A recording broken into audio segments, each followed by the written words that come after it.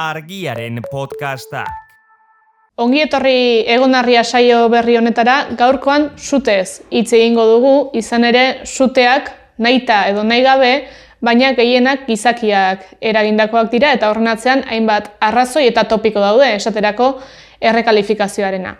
Gaia ordea hori baino askoz ere konplexuagoa da eta ezinbestean begiratu beharko zaie baso egiturei eta kudeaketa ereduei. Hori guztiaz, suteez hitz egingo dugu Markel Arriolabengoa Tantai baso kooperatibako kidearekin, hementxe, Egonarria saioan. Itxo ineli, primizia bat dugu eta. Zuhaitzak eta arbolak Euskal Herrian argiaren liburu berria bidean da. Hain justu gure gaurko gonbidatua Markel Arriolabengoa da liburuaren egiletako bat, Jakoba Errekondo eta Iñaki Etxebesterekin batera. Maiatzaren 8 baino lehen argiako harpidedun egiten bazara, liburua opari jasoko duzu, bidalketa gasturik gabe eta egileek sinatuta. Eta maiatzaren 29 baino lehen argiaren azokan erosten baduzu, bidalketa gasturik gabe eta egileek sinatuta jasoko duzu. Inprentatik atera orduko. Ez galdu aukera! Argiako harpidetza egiteko, sartu argia.eus/eginargiakoa webunean eta liburua erosteko, sartu azoka.argia.eus webunean.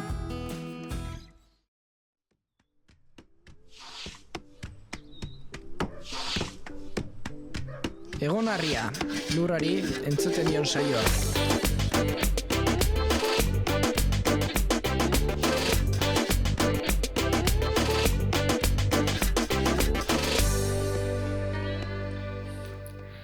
Markel Arriolabengoa, eskerrik asko gurera etortzeagatik, suteez hizketan ariko gara gaurkoan, sute mota desberdinak egon daitezkela eta, baina lehenengo hasieratik hasiko gara, zergatik hartzen du zu mendiak?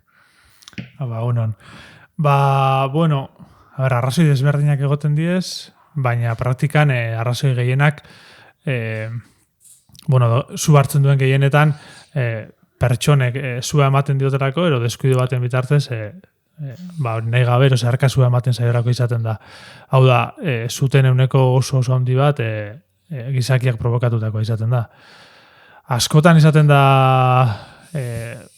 nekazaritzako traktoreak edo beste makina batzuk sortutako txispengatik, egun zehatz batzutan, temperatura altua baldin badago, lurra, landaredia oso lehor baldin badago, eta haizea baldin badago, eta oso erraz sortu daiteke zua leku jakin batzutan.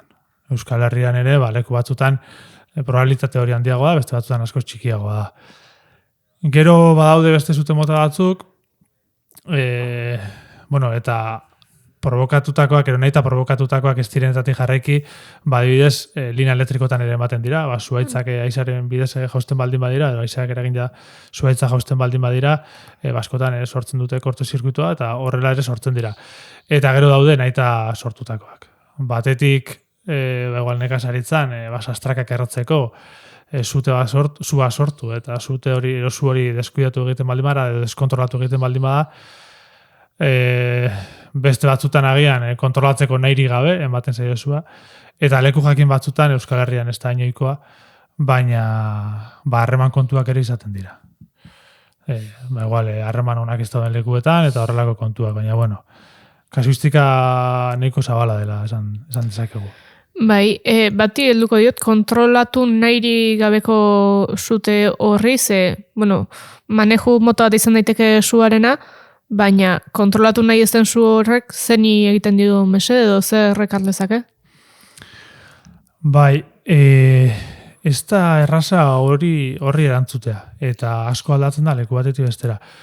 Daude topiko batzuk, iruditzen zaidana garrantzitsua dela argitzea, adibidez rekalifikazioarena, zute baten ostean, lurra rekalifikatzeko 30 urte pasa behar dira, baldintza oso bereziak eman behar dira, eta oraingoz ez dira kasuistika horrek eman.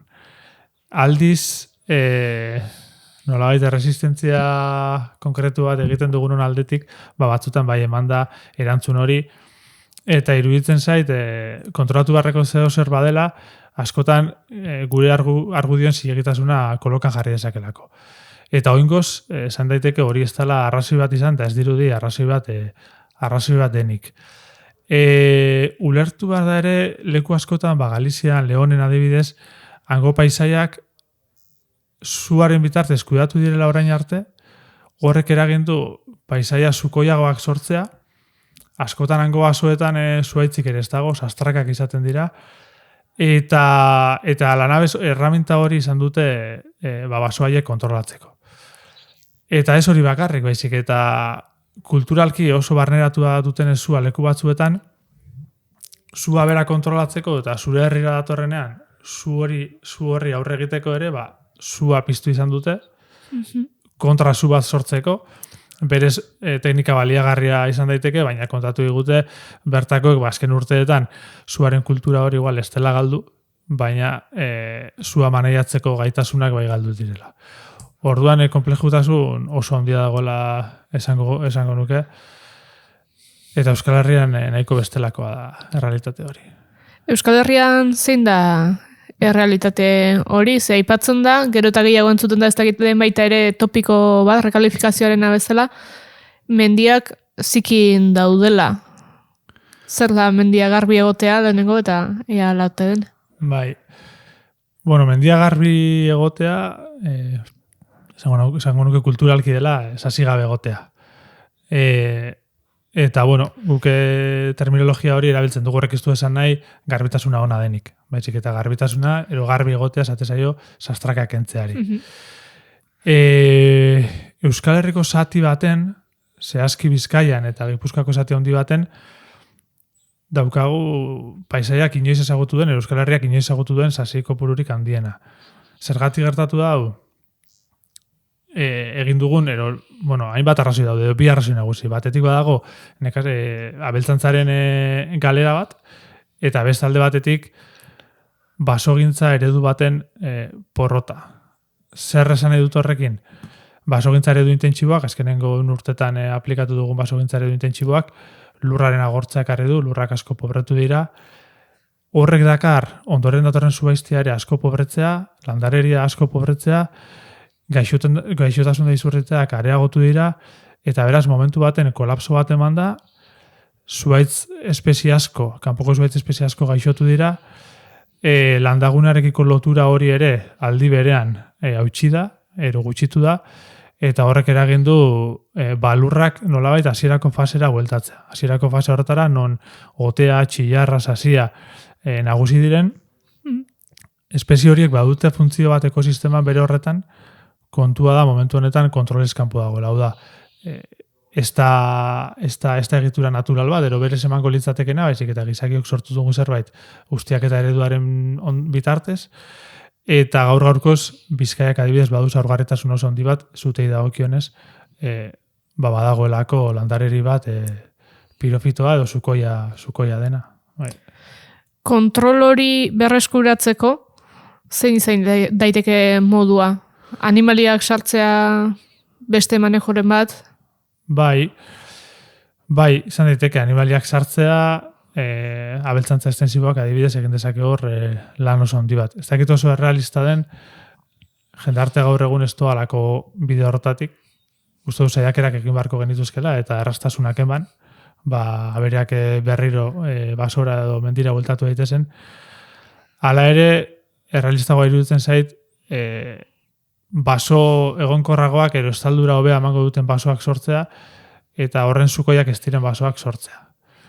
Erakutsi du zientziak eta praktikak badirela baso batzuk sukoiagoak direnak eta beste batzuk nekesago hartzen dutenak zua. Adibidez, baso zaharrek eta gure kasuan, baso autoktono zaharrek asko zailtasun handiagoak dituzte zu hartzeko. Zergatik, garbitasun hori lehen aipatu duguna, baso barruan bere kabuz ematen da. Muturreko kasu baten pagadi batera baldin bagoaz, pagadiak azpian oso vegetazio gutxi izango du, jarraikortasun vertikal hori hausten da, kombustiblearen edo landareriaren vertikaltasun hori hausten da, eta horrek asko laguntzen du, adibidez, zuteak itzalten. Ez hori bakarrik, baizik eta ezetasun handiagoa mantentzen duela, sortzen da ekosistema bat orokorrean, askoz ere iraunkorragoa dena zuteen aurrean.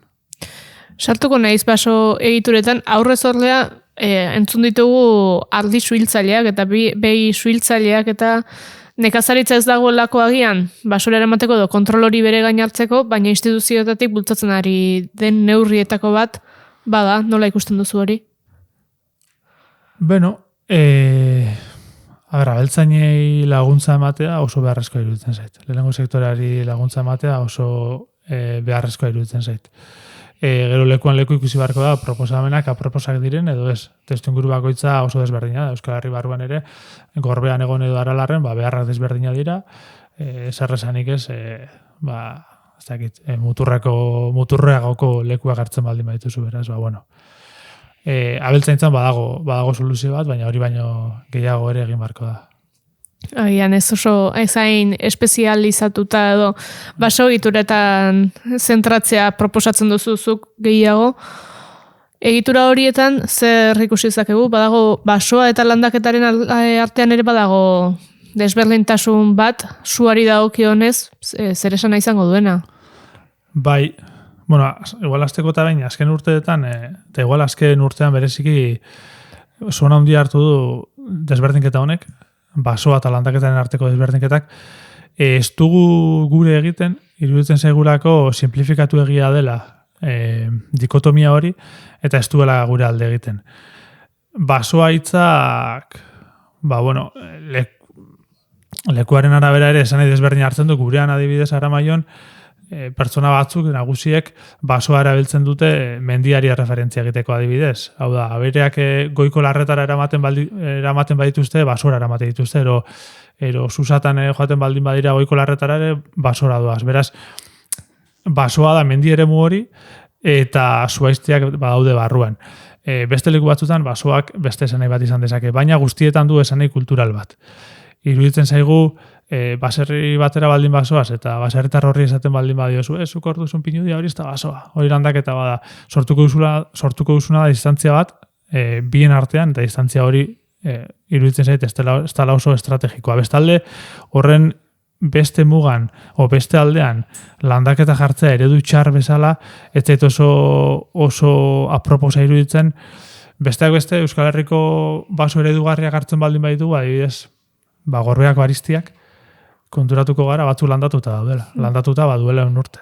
Eta dira baso batzu Euskal Herrian ditugun honenetarikoak. Beraz, landaketak ez du hori eragiten. Ulertzen du zer esan nahi den landaketa eta baso horrekin, baina uste dut ez dela estrategikoa. Hau da, apur bat, lehen aipatu dudanarekin lotuta, iruditzen gure argudioak, tentuz landu behar ditugula, argudio horriek ahulak baldin badira, gure diskurtso osoa jausten da askotan.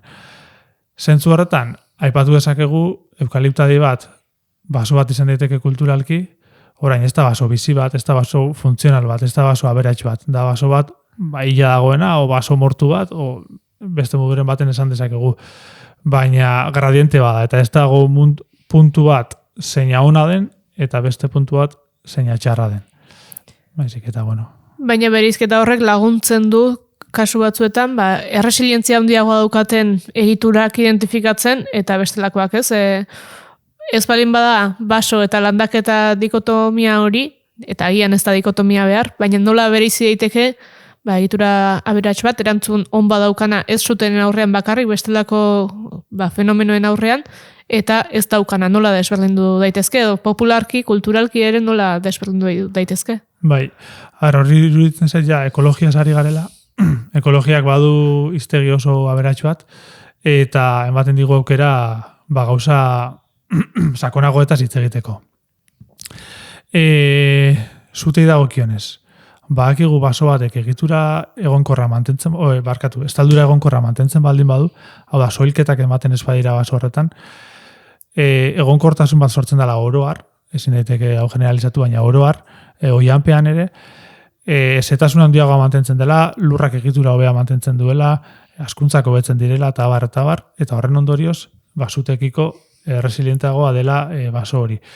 Oroar ikusi da ere, basoak zenbat eta komplexuagoak izan, espezie anistasuna, adin desberdintasuna, espezie barruean ere genetika desberdintasuna, orduan eta gaitasuna handiagoa duela, baso bizi batek bete behar dituen funtzio horiek betetzeko. Eta adibidez, esango genuke, eta atzera bueltatzearen, ez dago simplifikazio horretan uste dut ezin dela saldu. Ez dago baso bat bere horretan perfektua denik, baizik eta guztia hobetu daiteke.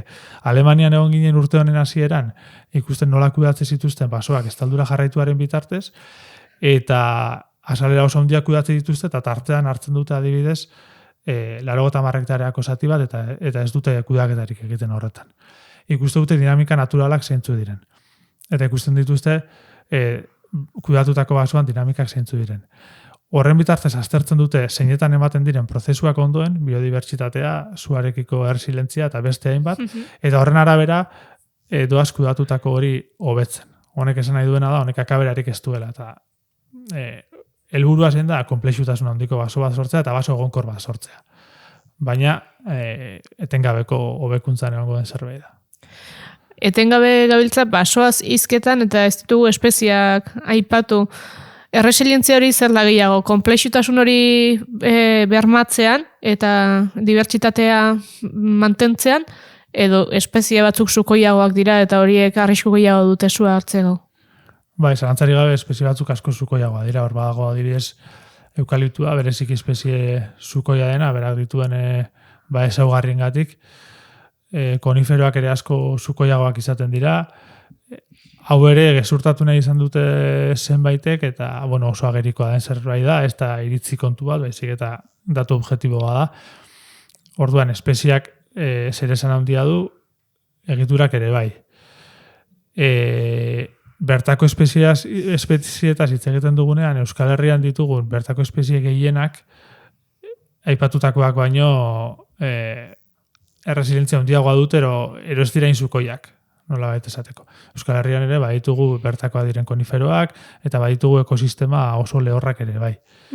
Baina, oro har. Beraz, basoa kudeatzeko orduan aurre ikusi daiteke erresilientzia hori garatzeko estrategiarik, ikusi izan ditugu su ebakitzaileak ere badaudela, ze estrategia hartu daitezke kudeatzeko ordu horretan, dibertsitateaz gain, sua ekiditeko. Bai, hainbat kontu aipatuko nituzke. Su ebaki ez egin duzun momentuan, su ebakiak askotan txarto interpretatzen dira, askotan ulertzen da bere horretan su alde batetik bestera espasatzeko baliatzen direnak. Eta su ebakiak dira langileak basora sartu alizateko lekuak. Garbi mantentzen dira eta hortik kontrasu bat sortu daiteke, ero hainbat ekintza egin daitezke. Zentzu horretan, basoko pistak ondo mantentzea oso beharrezkoa da. Eta agian ez ditugu guk, leku batzutan baina leku askotan igual ez ditugu su ebakiak behar bere horretan, eta pista sare egoki bat izateak lagundu. Irisgarritasuna badagoelako, ez? Bai. Eta gero langileen segurtasuna, esan dute bomberoak gero suhiltzaileak basora doazenean, izan behar dituzte hainbat aterabide eta aterabide seguruak azkar irten alizateko. Eta prebentzio neurri gisa? Prebentzio neurri gisa ekosistemen egonkortasuna ezaustea. Eta hori gaizki egin dugu Euskal Herriko zati baten. Euskal Herriko zati baten, zehazki Bizkaian eta Gipuzkoan, badugu egoera bat oso larria dena, eta iruditzen zait, datozen urteetan arrisku handia dugula zute handi bat bizitzeko. Kontrara, Araban adibidez, gauzak asko betu dira, suaren erabilera asko murriztu da, sasia kontrolatzeko suaren erabilera asko murriztu da, basoen egitura asko betu da, duela mende bateko basoak, baso itxiagoak ziren, txaradiak ziren, baso ahulduagoak ziren, ekintza desberdinen bitartez, lortu da konplexutasun hori handitzea, eta batez be, basoen heldutasuna handitzea, eta gaur-gaurkoz Arabak baditu ekosistema batzuk oso iraunkorrak esan digun, edo oso aproposak. Ez du esan nahi, ezin duenik zua hartu, Gero argi utzi behar da ere, zute handi baten aurrean, denak hartzen duela zu. Arrisko etxe batek ere, esan nahi dut, Bai, eta ze haize dagoen, eta ze... Hala ere, Gipuzko eta Bizkaian aipatu duzu zute arrisku handi bat egon daitekela, hori zer da? Kudeaketagatik dauden basoak ere badirelako ekoizpen bat edo produkziora begirako basoak direlako? ekoizpen eredu jakin baten bitartez kudeatzen direlako. Bai, ze Euskal Herri mailan ekoiztu osoan, Euskal Herri osoan ekoizten da, baina Gipuzkoa eta Bizkaian eredu oso intentsibo baten aldeko apostua egin da, eta eredu horrek porrota izan duenean, ekosistema guztia hankaz gora jarri da. Eta ekosistema guztia dago hasierako fasean. Eta hasierako fase hori oso zaurgarria da. Euskal Herri osora begira jartzen baldin bagara, iparralden adibidez, ematen da beste egoera oso desberdin bat, iparralden sua erabiltzen da urtero larreak mantentzeko, iparraldeko edozein lekutara baldin bagoaz, Larrainera adibidez, ikusiko ditugu kriston maldak, dana belardiz josita, eta paisaje oso polit bat, eta hori mantentzeko modu bakarra, beste leku batzutan egin den bezala, sua izan da. Abeltzantza dagoen bitartean, eta landagunak bizirik dirauen bitartean, paisaia horrei eusteko gaitasuna egongo da.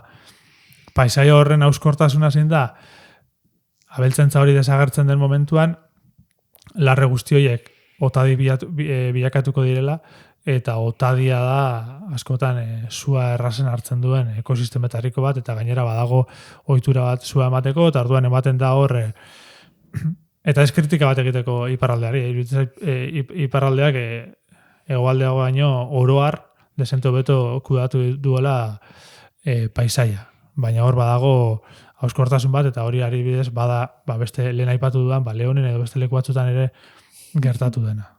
Suaren aurrean kudeaketarik eza ez duzu aukera bezala ikusten? Kudeaketa oso garrantzitsua iruditzen zait. 6.000 urte daramatzagu paisaia kudeatzen, ez dut uste orain ez kudeatzea edo gizakia naturaz kanpoko elementu bat bezala identifikatzea, uste dute privilegio handiegia dela Euskal Herri baten,